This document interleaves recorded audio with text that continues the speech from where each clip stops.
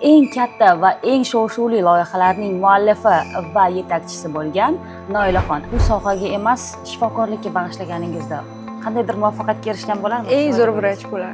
O'zim kiyadigan narsani mendan hamma so'ragani uchun men o'zimga yoqsa qo'rqmasdan chiqaraman. O'zimga yoqmagan narsalar ham chiqib ketadi, protsess ishlab chiqarish va ular turadi. Vau, shu xodimimsiz men hech narsa qila olmayman. Daryo oqib tursagina daryo bo'ladi, turib qolsa bo'lmaydi-ku, oqib ketirish kerak.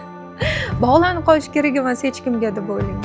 10 ming dollarlik motivator gapini eshiting. Eng zo'riga borib o'qing, lekin o'tirib harakat qilmaganingizdan keyin o'zingiz biron narsani shug'ullanmaganingizda hammasi birdek. Mana shu eshitishadi, amal qilishadi. Amal qilishsagina rezultat bo'ladi. Ya'ni yosh dizaynerlarni olishda nimaga ko'proq ahamiyat berasiz? Tezlik. Bilasizmi, balansni ushlamagan. Nima uchun? Chunki ishda bilimim bo'lmagan. Qanday qilib o'zingizni oqlaysiz? Men aybdor emasman. Yo'q, qora ko'ylakda ham semiz ko'rsatib qo'yishim. Noto'g'ri bichib. O'sha payt xo'jayinni yashirib zakaz olmalardim, lekin bitta ham ip yoki igna topilmagan.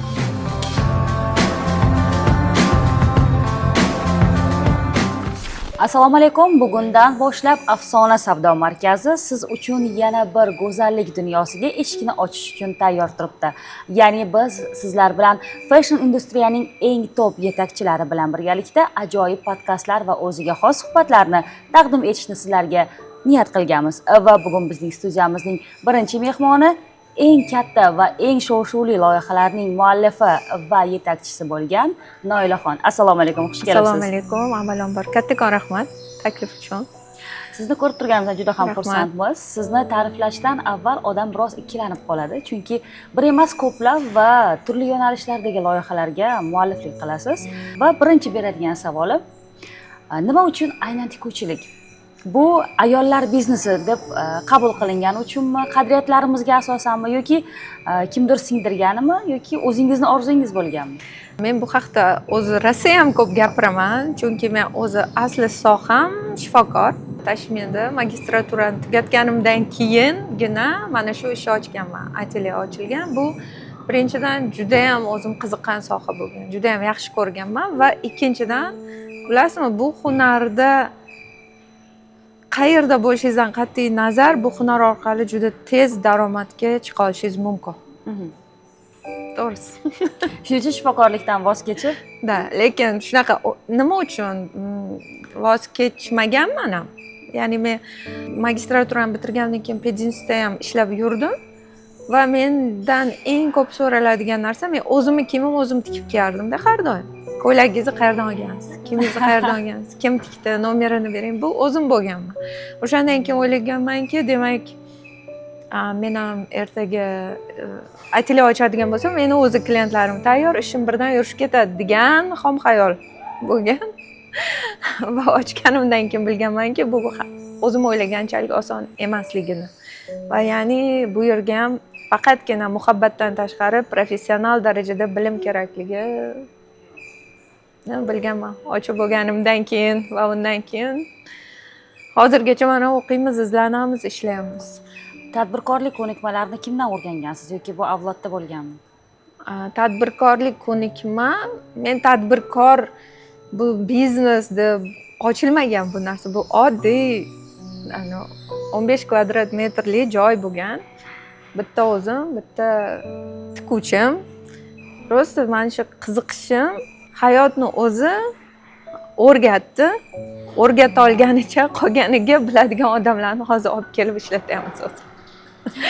Hozir jamoangizda nechta odam ishlaydi? 200 ga yaqin. Umumlashtirganda barcha loyihalaringizni. 200 ga yaqin. Yo'q, barchasini umumlashtirsak, undan ham ko'p. Aniq sonni bilmaysiz? Yo'q. Chunki aniq raqamlar bilan ishlaydigan o'zi bizda hozir отделlarimiz bor, bo'limlarimiz bor, ular bilishadi.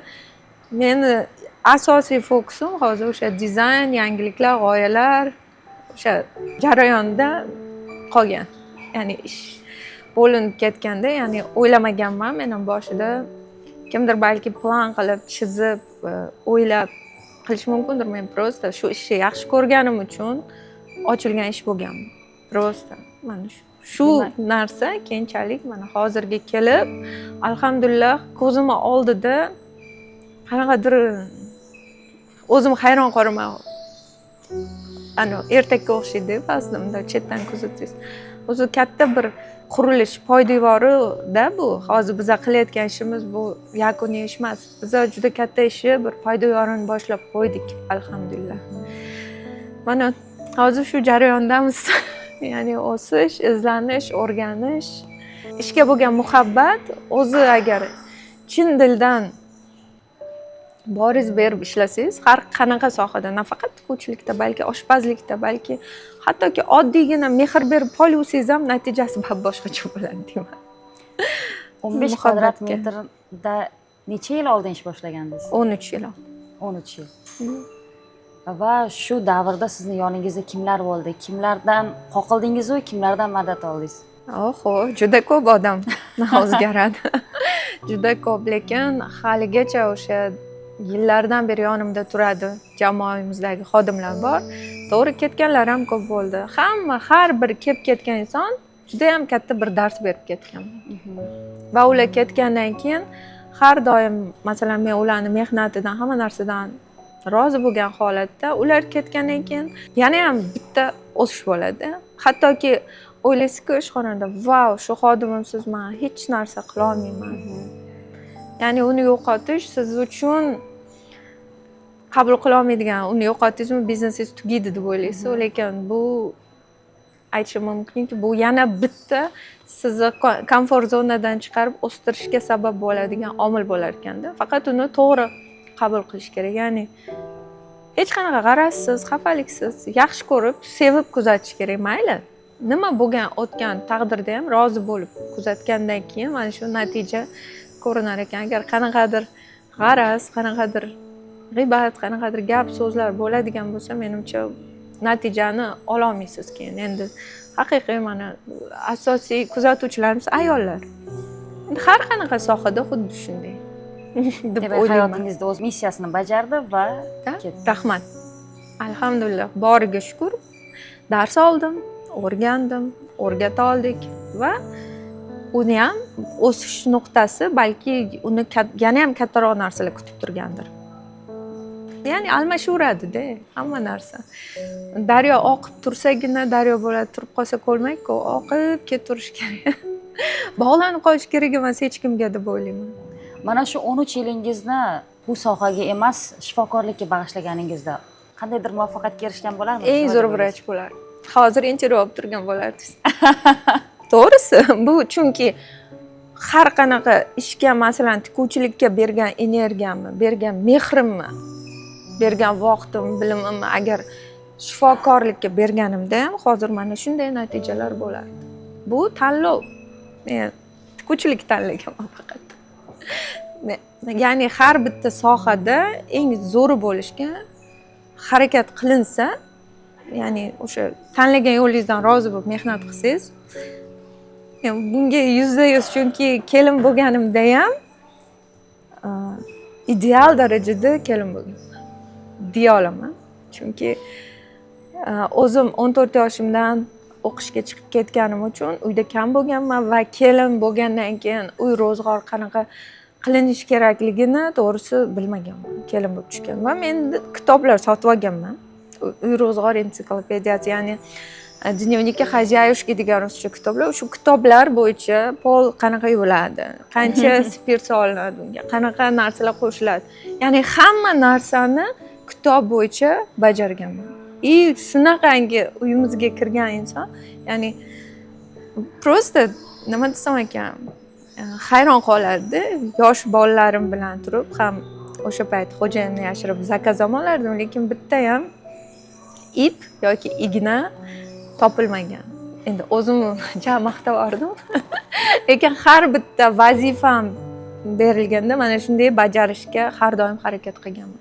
Demak, siz o'zingizni perfeksionist deb Yo'q, perfeksionist bu o'sha natija agar o'xshamasa yana siqilib harakat qilib, endi maksimal darajada borini berib harakat qilaman, lekin natija o'xshamasa yana ham harakat qilishdan charchamayman. Asabim perfeksionizm emas bu. Bilmayman, bu просто maromiga yetkazib ishlashmi, mazza qilish, ya'ni shu jarayonda.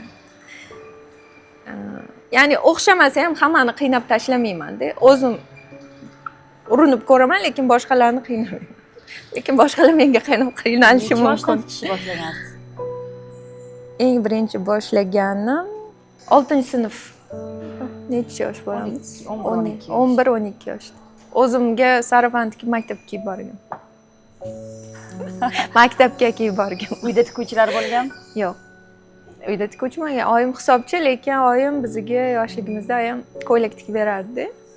Ana o'shani ko'rib tikishga mehrim tushgan. Ko'zim oldida shunchalik yaxshi ko'rib qo'yganman. Xuddi onam sehrgarga o'xshab ko'ringan ko'zimga. Va shuning uchun ham biz marafon qildik akademiyada. Onam tikkan ko'ylak degan. Mana shu 300 dan ortiq ayol qatnashgan bo'lsa, 300 ga yaqin ko'ylakchalar tikildi-da. Ertaga 20 yildan keyin, 15 yildan keyin orasidan mashhur dizaynerlar yetishib chiqdi, ajablanmayman. Chunki ekib qo'yishdi-da onalar qizlariga.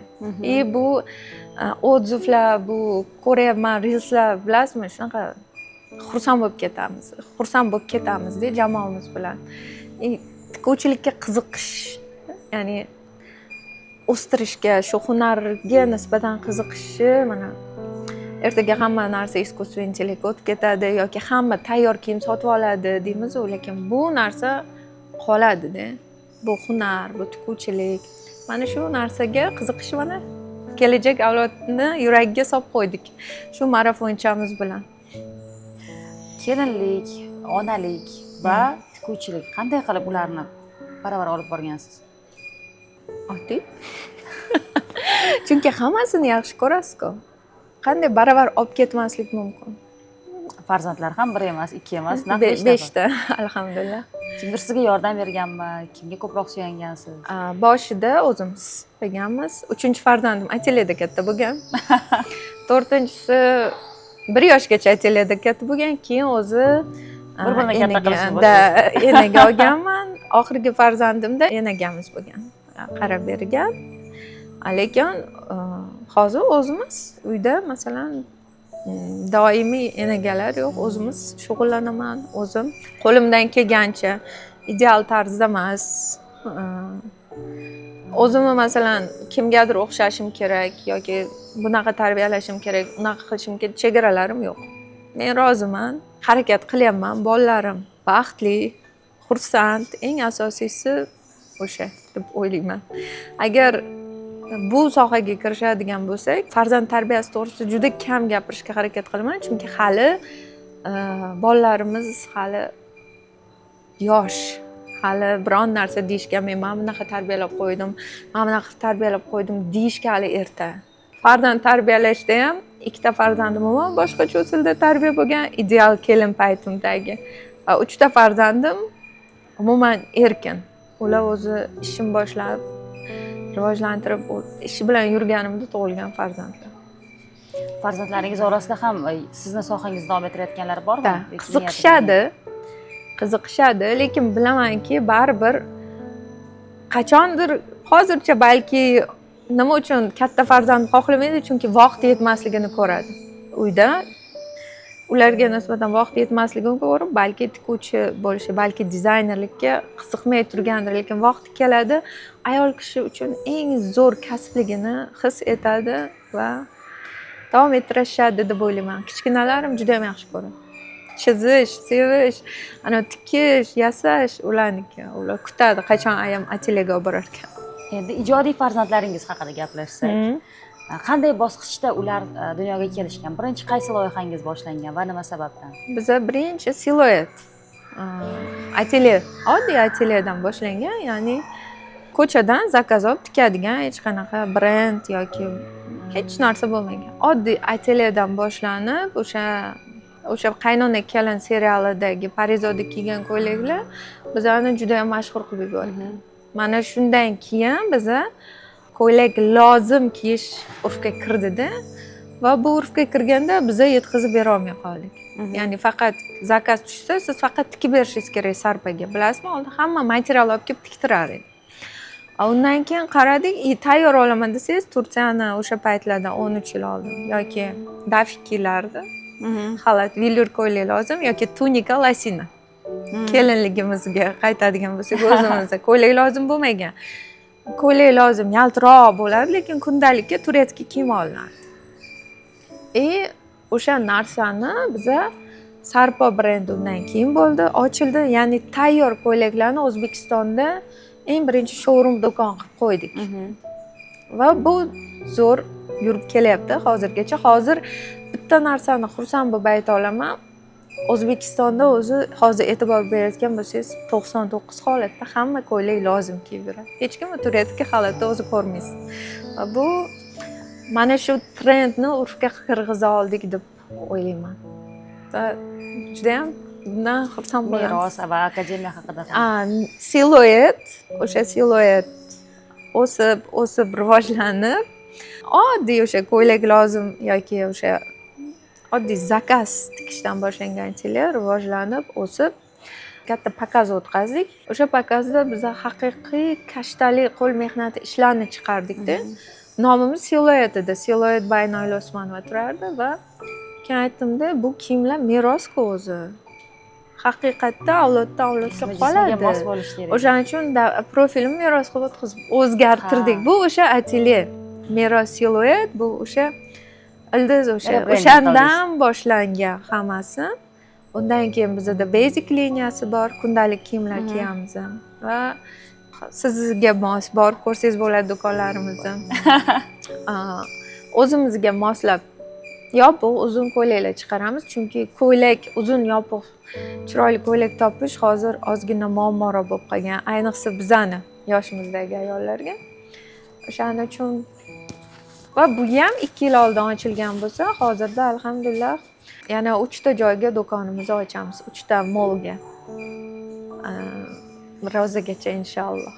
Akademiya ochish fikri qayerdan paydo bo'ldi? Bizga har doim shogird rossa ham ko'p so'rashardi, lekin bizda imkoniyat bo'lmagan offline o'qitishga, chunki ishdan ortmaysiz, sistema bo'lmaganligi uchun o'sha paytlari keyin men o'zimcha onlayn qilaman deb o'yladim-da. Hech esimdan chiqmaydi. 1 million so'mdan shogird olaman deb e'lon qilganman, rosta e'lon qilganman. 125 kishi to'lov qilgan. Lekin bu sohani ichiga kirganda bilganmanki, bu men aytganchalik oson narsa emas.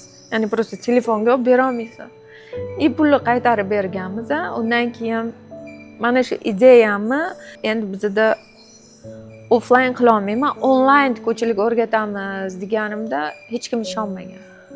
Qanaqa qilib tikuvchilikni onlayn o'rganish mumkin? Hozir ishonasiz. Lekin eng birinchi ochilganda hech kim ishonmagan. Biz marafon o'tkazganmiz o'shanda. O'zingizga ko'ylak tiking onlaynda. 300 dan ortiq ayol ko'ylak tikkandan keyin ularni ichidan где-то 100 ga yaqini kursga yozilgan. Mana shunaqa qilib onlaynga biz qadam qo'yganmiz. Ya'ni buni sistemali ravishda hozirgi kunda akademiyamizni o'ziga почти 60 ga yaqin inson ishlaydi. Onlayn bo'lgani bilan biz O'zbekistondagi eng katta onlayn platformamiz hunar o'rgatadigan. Ya'ni bizani darslarimiz Telegramda bo'lmaydi. Biz 90 millionga get kurs sotib olamiz. Xuddi Insta o'qishlar qanaqa bo'ladi? Xuddi shunaqa sistemali ravishda ketadi hamma narsa. O'shaning uchun akademiyamizni bitirganlarni yaqinlarini o'zi bilan keyingi potoklarimiz to'ladi. Offline darslar ham bo'ladi. Offline endi yo'lga qo'ymoqchimiz. Offline uchun Xudo xohlasa zo'r joy qilyapmiz. O'zimizni nomimizga mos, hali hozirdan tushuncha qo'ymay. Chunki shuncha yil offline o'tmadikmi, endi offlineimiz ham shunga mos joyda bo'lsin deb endi offline ochish niyatimiz bor. Lekin offline qanaqa bo'ladi? Unda tikuvchilik emas, faqat yuqori dizayn, modellashtirish o'rgatiladi. Ya'ni tayyor bo'lgan, ya'ni hozir O'zbekistonda yo'q narsani o'rgatmoqchimizda offline'da. Xudo xohlasa. Hali bu kirib kelmagan. Biz har doim birinchi bo'lishni yaxshi ko'ramiz. Hech kim qilmagan ideyalar, hech kim o'ylamagan narsalarni. O'xshab qolsa xabar beramiz, ko'rasiz. Bu O'zbekistonda yo'q. Umuman O'zingiz bu yo'nalishda o'qidingizmi? qaysidir joyda to'liq o'qidim desam yolg'on bo'lib qoladi. Yo'q, o'qimaganman. Samouchkaman desam bo'ladi, lekin o'qiydigan kitoblarim juda ham ko'p. Va biznes bo'yicha ham, boshqa narsalar bo'yicha ham juda ko'p joylarda onlayn, offlayn o'qiganman. Lekin dizayn sohasida men bitta narsani bilaman, men o'zimga nima yoqsa, o'zim kiygim kelgan narsani chizib chiqaraman bu. Har safar, har bitta dizaynda men kelmanmi shuni? Mana shu vopros, mana shundan dizayn. Demak, sizdan iste'dod desa ham bo'ladi. Menimcha men odamlar nima olishini his qilishmi, bozori yaxshi bilishmi bilmadim. Basicda ham masalan birinchi yoki balki og'rig'iga yechim beradigan narsalar qilaman.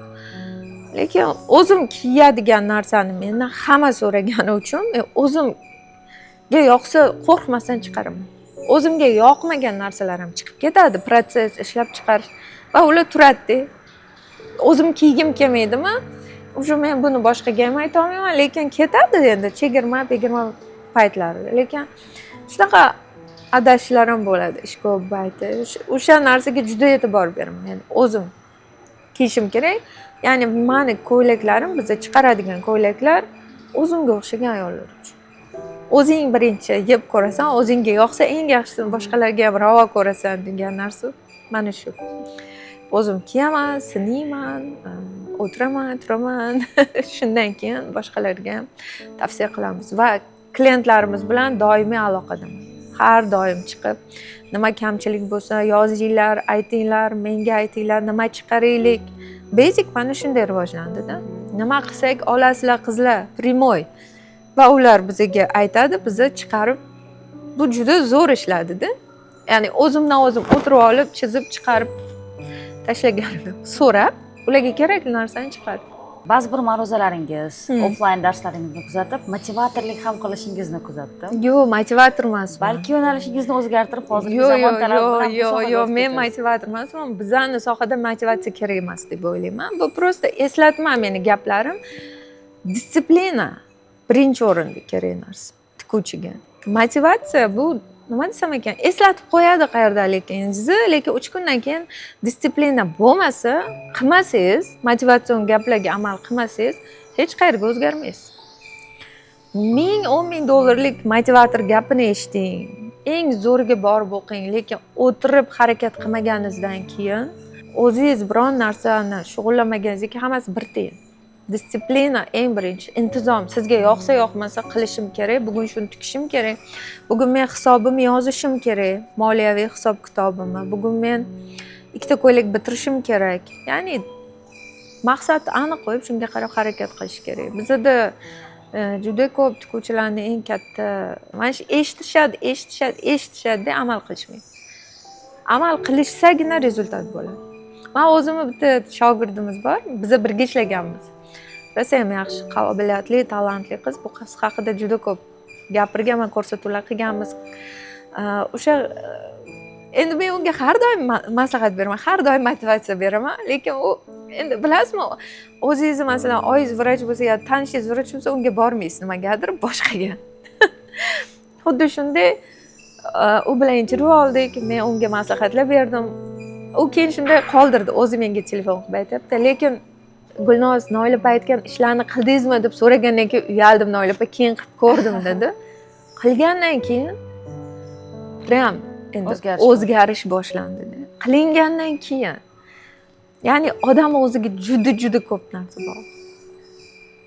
O'zingiz agar ichingizdan o'zgarish xohlamasangiz, men bu yerga turib men gapiray, hattoki onlayn tugul, offlayn o'tkazib gapiray, o'zgarish bo'lmaydi.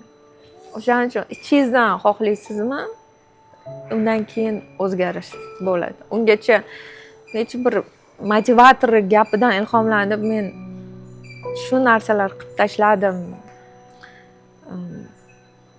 degan odam kam bilaman. Bu vaqtinchalik kuch beradi, lekin buni davom ettirish uchun o'zingizda intizom kuchli bo'lishi kerak. Disiplina. Hayotiy shioringiz demak intizom. Yo'q.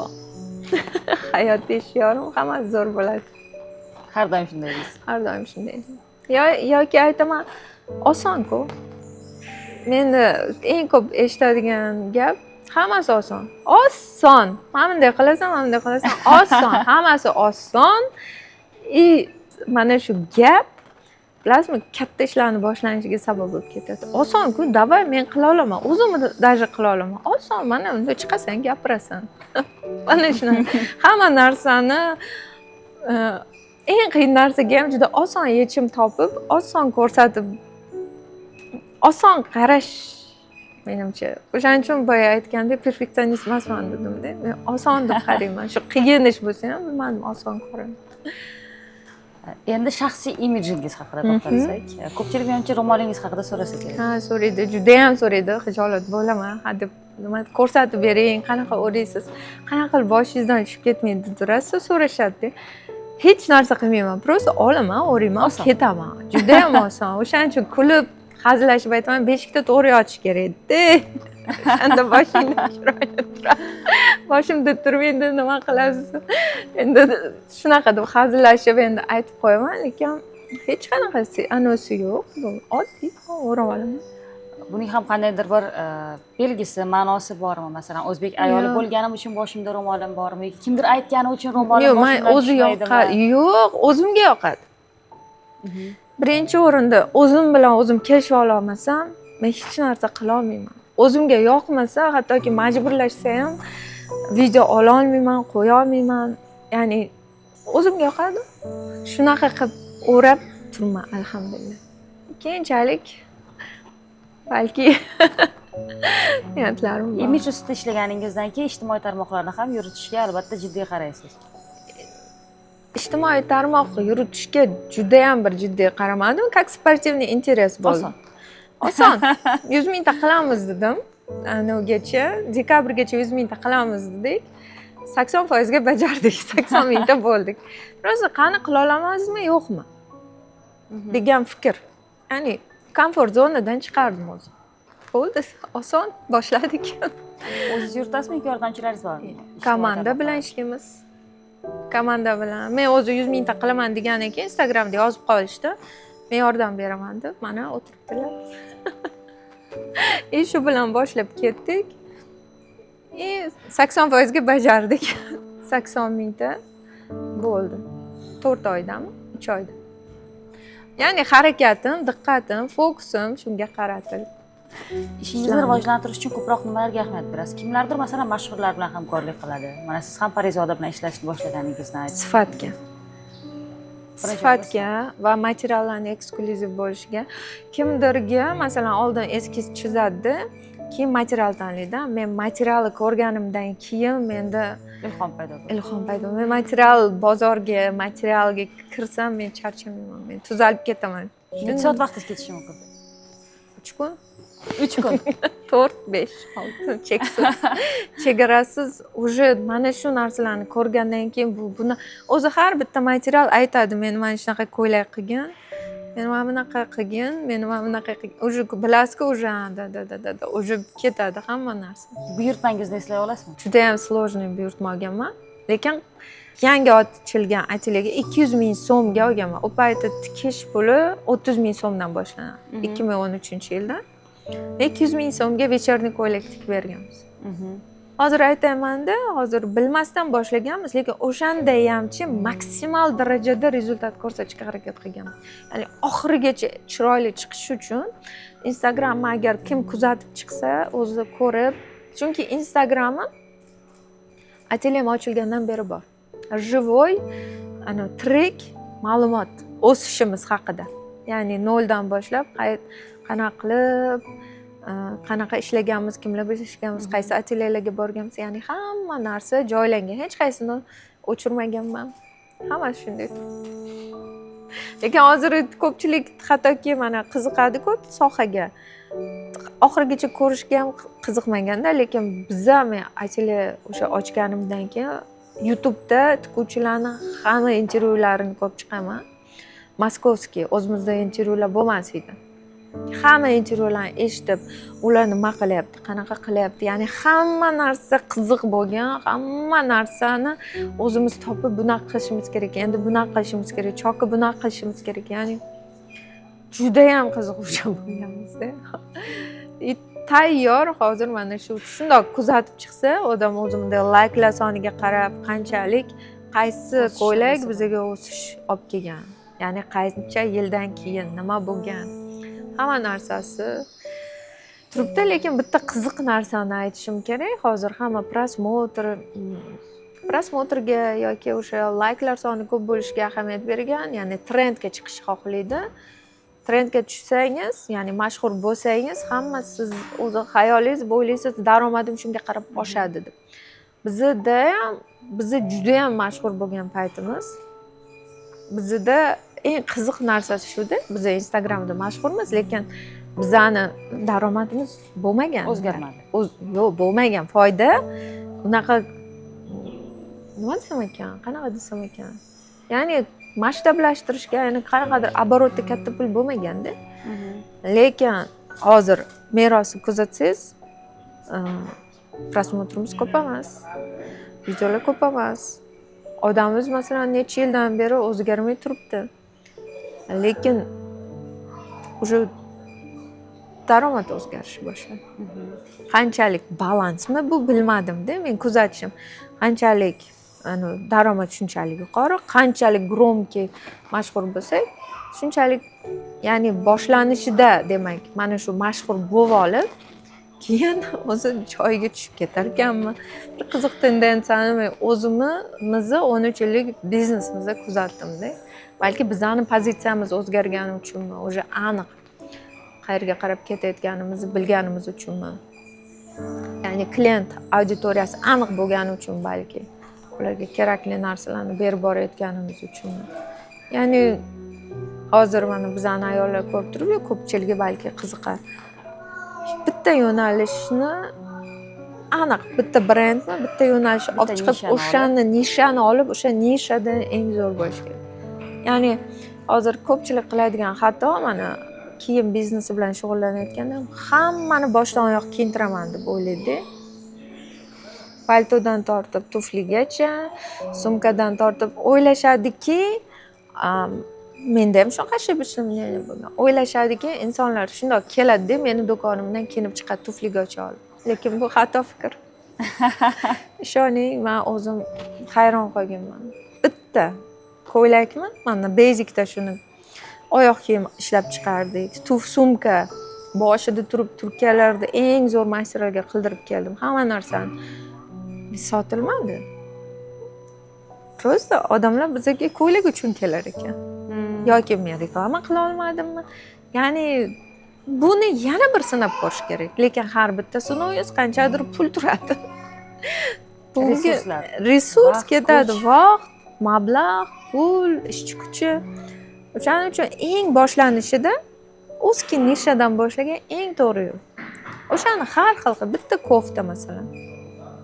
Har xil variantda. Semiz ayollar uchun problemani olib chiqib, o'shanga yechimni ko'rsatib berish kerak. Biz prosta hammadan qolgan nima qilyapti, davaychi men ham shuni qilib ko'raman degan narsa borda. Nishani mana shuni topib olish o'zi где-то 70% yutug'ish. Muammo deganingizga eng muammoli loyihangiz yoki buyurtmangiz qaysi biri bo'lgan? Bilasizmi, buyurtmani eng muammo bo'ladigan narsa, masalan, qayta-qayta o'zgartirish kerak bo'lgan. Mana hozir hammani chalg'itadigan narsa borda. Rasmlarni hozir masalan klientlarimiz olib keladi Pinterestda. Hammasi photoshoplangan rasmlar. Ya'ni u yerda na texnik eskizda, na ko'ylakda chiziq ko'rinadi, idealniy kartinka. Siz u ko'ylak chiqarib berishingiz chok tushirishingiz kerak. Klient bu chokni xohlamaydi, lekin xuddi rasmdaqa bo'lishni xohlaydi. Mana shu bizani qiynaydi. Buni tushuntirib berguncha, buni o'qiguncha bu choklarsiz ko'ylak chiqmaydi. Lekin rasmda u ko'rsatayotgan ideal rasmda u chok yo'q. Mana shu filtr, искусственный intellekt, mana shu narsalar bizning ishimizni ozgina qiynaydi. Tikishdan xabar bo'lmagan odam xuddi shu narsani kutadi. Va buni biz 100% javobgarlik bo'ynimizga olib klientga shu tushuntirib, mana shu hozir bizani qiynaydigan, lekin alhamdulillah bundan ham o'tib oldik, o'zi tushunyapti. lekin rosa qiynalganmiz mana shu muammoda. O'z sayfingizni kengaytirishga, ya'ni yosh dizaynerlarni olishda nimaga ko'proq ahamiyat berasiz? Qanday kriteriylari bormi ularni qabul qilishning? Tezlik. Birinchi o'rinda. Ya'ni ideyasini qanchalik tez chiqarib kelib bera oladi. Hozir tezlik. Chunki ideya hozir kim eng birinchi qilgan yutib ketadi. Kimdir qobiliyati deyish, qobiliyat ham eng qobiliyatli dizayner chizgan ham vaqtida qilinmagandan keyin hech kimga kerak bo'lmaydi. O'shaning uchun tez ishlaydigan, chaqqon va kreativniy o'ylashiga e'tibor beramiz. Aytaylik, siz o'zingizni 5 yoshli Noilani qarshida ko'rib qoldingiz. 5 yoshli Noila siz oldingizga kelib qanaqa ko'ylak baqirgan bo'lardi? Nima xohlagan bo'lardi? O'sha paytlar tomosha guruhi bo'lardi-ku. Peshni ko'ylak. Bilasizmi? Mana bunaqa tagida pachkasi bor, ishtonchasi bor, o'sha ko'ylak buyurtma qilardi. Men har doim shunaqa ko'ylagim bo'lishini xohlaganman. Lekin bo'lmagan. Peshni mana bunaqa tagi qavat aylanadigan. Tikib berilgan, to'g'ri, boshqachasi. Lekin imенно o'sha tomosha guruhidagi qizchalar kiyib chiqadigan ko'ylaklaringiz bizani vaqtimizda televizorda qo'yilardi har kuni, har yakshanba. Shunaqa Shermat Yormatov peredachisi bilan bo'lardi, o'shanda raqsda kiyib chiqilardi. O'shani kutardim har yakshanba. Ko'ylakchalarini ko'rish uchun, shuni buyurtma berardi. Chiroyli narsalarni yaxshi ko'rgan ekanman-da. Gullar, chiroyli kiyingan qizlar, chiroyli qizlar bo'lsa ketaverganman. Yaxshi gapirsa. Kichkinaligimda shunaqa aytib berishadi. Bitta gulga aldab olib ketib qolmasa bo'ldi, bu qizingni deb dadam rahmatli kular ekanlar-da. Ya'ni chiroyli narsalarni yaxshi ko'rganman. Bilmadim. O'sha payti chiroyli bo'lsa bo'ldi bo'lgan. Demak, xursand bo'lardi hozirgi qilayotgan ishimdan. Hozirgi erishgan natijalaringizdan xursand bo'lgan bo'lardi. Bir narsani sezdim, so'zlab berayotganingizda ko'zlaringizda ba'zida yosh paydo bo'lar ekan. Yo'q, nimaga xursand? Bu o'chlikdanmi yoki biron narsani ayta olmaslikdan? Bilasizmi, men o'zi gapirsam, kulsam shunaqa ko'zimdan yosh chiqadi. Kasb kasalligi ham deyish mumkin, chunki ko'p yo'q. Undan ham bo'lishi mumkin, lekin emotsiyamdan menimcha. Empatiya. Xursand bo'lsam ham, masalan, ko'zim yoshlanadi. Meni o'shanda o'qishda paytimiz eslayman. Paxtaga chiqardik, ya'ni ro'mol yopib olardik qora emasligi uchun. Domlalar urishsa shunaqa kulgim kelardi. Bo'ladi-ku, shayton qitiqlaydi deydi, bu joyda yig'lashim kerak. Xingir kulardi. Shunaqa ko'zimdan yosh chiqardi, domla men yig'layapti deb o'ylardi. Yig'lama. Desam, men battar kulardim. Aslida kulayotganman. O'shaning uchun ko'zimdagi masalan mana shunday, bu просто emotsiya bilan masalan bemalol gaplashayotganimizda endi emotsiyalarim yashirmaydi, ko'zim yashirmaydi ko'p narsa. Masalan, boshingizni kimgadir suyamoqchi bo'lsangiz, bu birinchi odam kim bo'ladi? Turmush o'rtog'im. Demak, sizni tushunadilar, doim yoningizda qo'llab-quvvatlaydilar. Alhamdulillah. Tushunadilar, harakat qiladilar, qo'llab-quvvatlaydilar. Va aynan mana shu yerda ish va oilani parallel olib borayotgan ayollarga qanday maslahatlar berardingiz? Balansni qanday ushlash mumkin? Bilasizmi, balansni ushlamagan umuman. 8 soat uyqu, 8 soat ish, 8 soat oila. Men bu haqda reels ham chiqardim. Ajratish kerak, bolalaringizga. Men ushlamaganman. Men uyqum ham bo'lmagan, oilam ham bo'lmagan, hammasini ishga sarflab yuborganman. Nima uchun? Chunki ishda bilimim bo'lmagan. Bitkuchilikda bilim bo'lmagandan keyin bitta yeyni 10 minut emas 4 soat qo'yganingizdan keyin bu vaqtni oilangizdan va turmush o'rtog'ingizdan olasiz. O'shaning uchun balans ushlolmayaptimi, bilimi yo'q. Chunki hamma narsa oson. Bilim bilan mana shu narsaga yetib keldim. Bilim bo'lsa, hamma narsa joy-joyiga tushib ketadi. Bizani eng vaqtimiz, balansimiz yo'q, ulgurmayapmiz. Men o'zimni oqlardim o'shanda. Men. Balans tutib bo'lmaydi.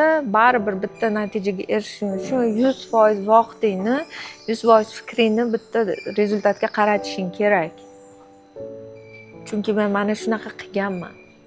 Oilaga vaqt ajrata olmaganman. va buni asli sababini endi bilyapman. Bilim bo'lmaganlik. Mana hozir shaxsiy munosabatlarda balansga kelgansiz. Da. Munosabatga kelgansiz. Da. Buning siri nima deb o'ylaysiz? Buning siri birinchidan 20 yil bo'ldi. Hamma oilada problema bo'ladi, hamma oilada muammo bo'ladi. O'tib olish kerak deb aytaman, sabr qilib. Lekin sabr degani bu chidash emas. Yaxshilikni bundan ham zo'r bo'lib ketishini kutish, ishonib. Mana shu. Nima bundan siri? Eng avvalo balki o'sha mavzular umumiy. Ishimiz hozir oilaviy biznes bu. O'sha kattarib ketgan. O'shaning uchundir bir-birimizni tushunib, qo'llab-quvvatlab. Yanagida debat bo'ladi, tortishamiz. Lekin alhamdulillah tushunib, qo'llab-quvvatlab keladilar. Bilasizmi, bizda ayollar nimani xohlaydi? Erlari birdaniga biznes g'oya haqida gapirsa, birdan pul berib, birdan qo'llab-quvvatlashni xohlaydi. Lekin 90% holatlarda bu narsa bo'lmaydi. Chunki erkak kishi nima desam ekan, pul tikish bu u qaytishini o'ylaydi-ku, endi ko'ryapti. Menga masalan boshida ishonmaganlar. Xo'jayinim pul tikmaganlar meni ishimga, umuman podдержка qilmaganlar. 8 yildan keyin yoki 9 yildan keyin bu ishga investitsiya kiritganlar. Ungacha men ko'rsatganman, mana harakat qilyapman, o'syapman, rivojlanyapman. O'sha investitsiya kiritilgandan keyin unda katta keyin o'zgarish bo'ldi. Keyin katta o'sish bo'ldi. Ungacha ya'ni siz ishontira olishingiz kerak-da, qo'lingizdan biron bir ishni qoyillatib qo'yishingizga. Mana shu eng qiyini. Biz shuni xohlamaymiz-da, prosta bizga ishonishini, o'zimiz borligimiz uchun. So'nggi 4-5 yilda faqat yo'q. Undan oldin ham o'zlarini ishi, endi hozir polniy birga.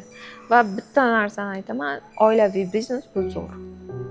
Kimdir o'ylashi mumkin, masalan, men ishlayapman, erim kirsa, erkak kishining barakasi o'chadi. Qanaqadir ustanovkachalar qo'yib olganda, ayol kishi qanaqadir pul haqida prosta ayolniki o'ziga bo'lish kerak, erkakniki ham ayolniki bo'lish kerak. Qanaqadir unaqa emas hayot. Birlash bitta odamsiz. Birsiz. Seniki, meniki, uniki, meniki degan narsa yo'q. Biz bo'lganingizdan keyin o'sha shunaqa baraka beriladi. Mana shu biz bo'lguncha bu oson emas lekin. 20 yil vaqt kerak. Kimda menda 20 yil. Kimlardadir mana eshitib osonroq bo'ladi. Ya'ni meniki, seniki ham meniki ham meniki emas, bizniki. Meniki ham bizniki, sizniki ham bizniki. Mana shu yorishlik. Balans haqida gapirganingizda bilasizmi, meni ham farzandlarim oldida ba'zida vijdonim qiynaladi. Baribir sohamiz bo'yicha ko'proq ko'chada yuramiz. Ular o'zgaryapti, ular o'syapti va siz kabi ko'plab ishlar bilan shug'ullanadigan onalar har doim ham bolaning kerakli paytida yonida bo'la olmaymiz. Shunday vaziyatlar bo'ladimi? Qanday qilib o'zingizni oqlaysiz? Men aybdor emasman. Yo'q, qarang, nima uchun ayblashimiz kerak-da? Mana eng katta bolamizga qara olmayotganimiz uchun bizani bilmadim, men ayblaganman o'zimni. 4-farzandimda menda shunaqa tuyg'u o'tdi, men qara olmayapman shu qizimga.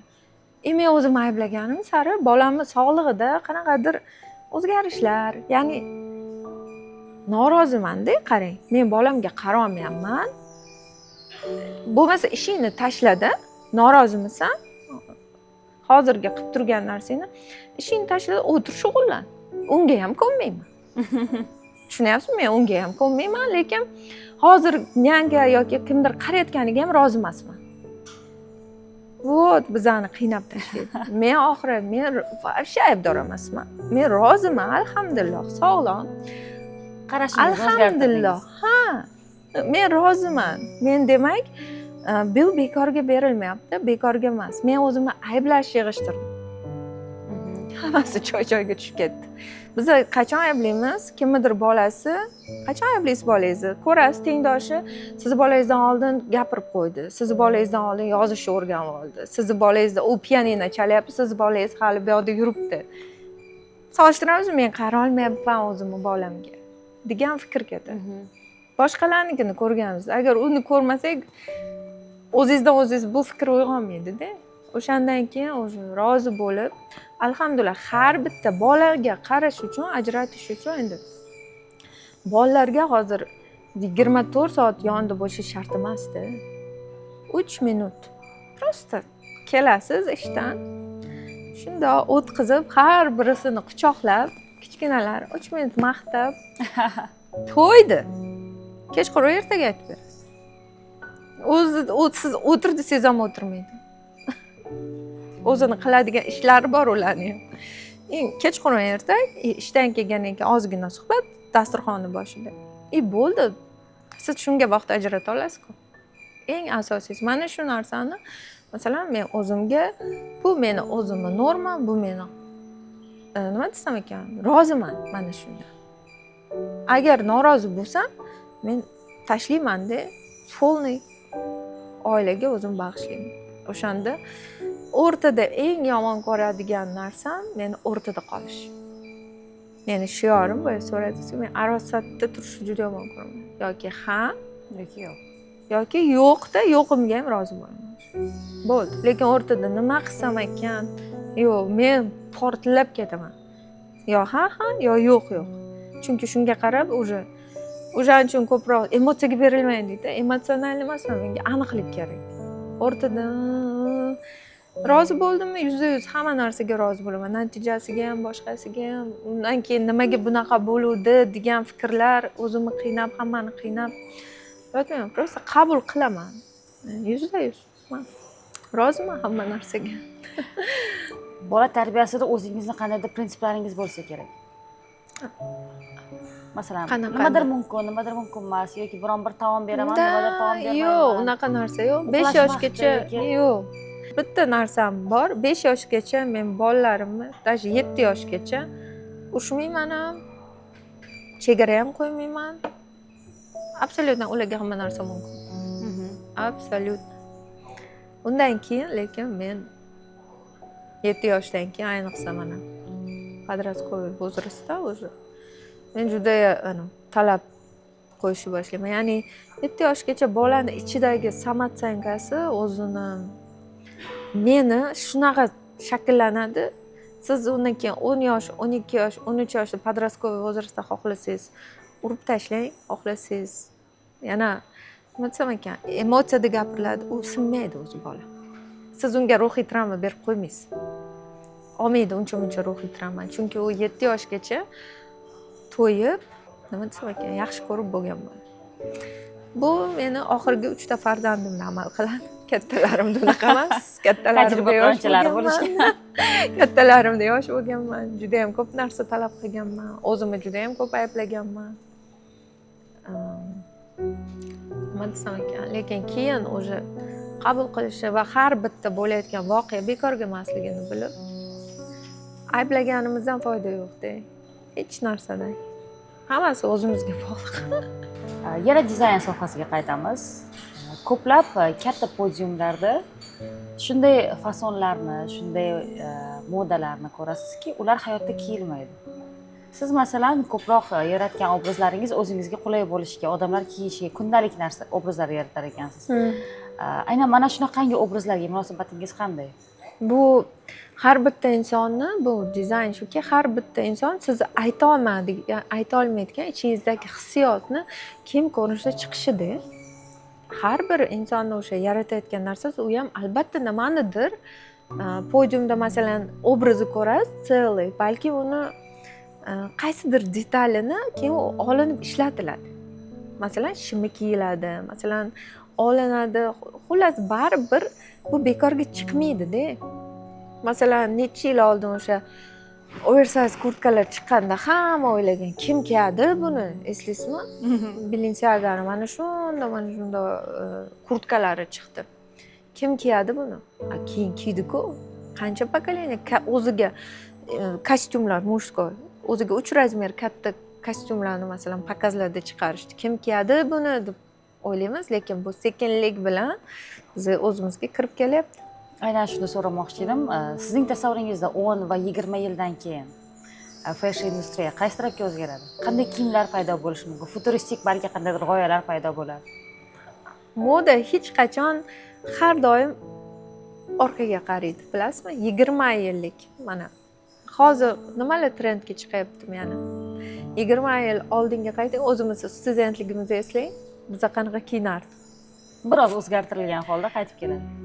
Hozir nima o'sha moda qaytib keldi, o'sha 20 yil oldingi shimlar, kindigi ochiq, topiklar. Mana bu yil e'tibor bergan bo'lsangiz, masalan 5 yil oldin voy kindigi ochilib qolibdi, qorni ko'rmayotibdi deyiladigan bo'lsa, bu yil hamma bunga hech narsa bo'lmagandek qaradi. Ya'ni moda qaytib kelaveradi, aylanib. Ozgina o'zgartirishlar kiritiladi. Insonni qomati o'zgarmaydi-yu, 20 yildan keyin ham ikkita qo'l, ikkita oyog'imiz, bitta boshimiz bo'lsa, moda qaytib kelaveradi. Lekin bilasizmi nima bo'ladi? Qulaylik birinchi o'ringa chiqib ketadi. Qulaylik, qulaylik, qulaylik, tezlik, qulaylik. Mana shu juda ham birinchi o'rinda bo'ladi-da. Qulay kiyim. Удобно. Menimcha mana bunaqa kabluk yoki o'sha kabluk sekin-sekin Urfdan chiqadi. urfdan sekin-sekin, urfdan emas, o'zimiz tanlamaymiz. Kiyadigan oldin tanlar edik, bugun tufli kiyaman. Bora-bora bu faqat teatralniy qanaqadir kiyim aksessuar bo'lib qolmasa bo'ldi, lekin qulay va tabiiy matolarga bo'lgan ehtiyoj oshadi va qulay bo'lishi kerak. Odamlar eng birinchi o'zi uchun o'zini anglab yetisha boshlaydi-da, o'ziga komfort narsani kiyadi. Hech kim bir-biriga qarab, men buni qilishim kerak, bu modaga chiqibdi. Bilasizmi, hozir o'zi sekin-sekin oldin qanaqa men bu artist buni kiyibdi, men kiyishim kerak yoki trendga chiqariladi. Hozir yo'q bu narsa. O'zi sekin-sekin bu yana ham yo'qolib ketadi. Keling endi sizdan maslahatlar olaylik. Birinchi o'rinda dizayn sohasida. Menimcha oldingizga kelayotgan barcha o'zini ko'rinishiga ta'sir qilishi mumkin bo'lgan obrazni kutadi. To'lachadan kelgan qizlarga beradigan eng katta maslahatim, ularni to'lachadan ham juda chiroyli joy anosi bor-da, fishkasi bor. Fishkasi bo'ladi. Bu prosta o'sha o'zini to'la joyiga e'tibor qaratadi, aksentni, o'zini chiroyli joyiga e'tibor qaratishni to'xtatib qo'ygan bo'ladi. Aynan yaltiroq bo'lmagan, mayda gulli, однотонный. Oq ham hatto ozg'in ko'rsatadi agar to'g'ri bichim bilan bichilsa. Ko'pchilik qora tanlashadi. Qora o'zini yo'lga ozg'in ko'rsatadi, lekin to'g'ri bichim bilan idealniy bichilgan, to'g'ri dizayn tanlangan oq ko'ylak ham hatto ozg'in ko'rsatadi. Bichimga, kiyim konstruksiyasiga, uni choklarini o'tishiga juda ko'p narsalar bog'liq. O'shaning uchun fason tanlayotganda, tikuvchi tanlayotganda adashish kerak emas. Qora ko'ylakda ham semiz ko'rsatib qo'yish mumkin. Noto'g'ri bichim. Qora ko'ylakda. O'shaning uchun oq rang ozg'in ko'rsatmaslikda emas, bu yerda konstruktorni, dizaynerni mahoratida gap ko'p. Qaysi kiyim sizni ozg'in ko'rsatadi? Sizni shundoq ko'rib, mana masalan bizda o'zi na glaz o'zi bilamiz. Sizga nima kerak? Sizga mana buni qilamiz. O'xshamasa-chi desa, risk meni bo'ynimizda. Keling, mana. O'xshamasa tashlab ketasiz. Pul ham to'lamaysiz. Lekin 100% o'xshaydi deyishadi. Chunki o'sha nima kiyishni bilmay charchaganlar juda ham ko'p. Ayniqsa hozir yildan yilga to'la vaznli ayollarimiz ko'payib ketyapti. Va ularning eng katta qorini bildirmaydigan ko'ylak, ozg'in ko'rsatadigan ko'ylak izlashadi. Va mana shunday ko'ylaklarni biz Basic'da ishlab chiqaramiz. Men buni bemalol aytaman.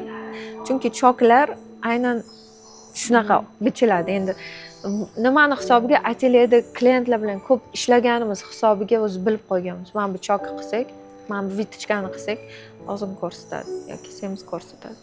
Prosta platformani ko'rsatmaydigan, men Parizoda ham bo'y uzun emas, lekin platformada, ya'ni ko'ylakni uzun tashlasa, qanaqa model rasmlarda yoki videolarda chiroyli ko'rinadi. Kabluklardan to'g'ri foydalanish va bichimi albatta vertikal chiziqli bo'lgan, vertikal liniyasi bo'lgan ko'ylaklarga e'tibor qaratilsa, bo'y uzun ko'rinadi.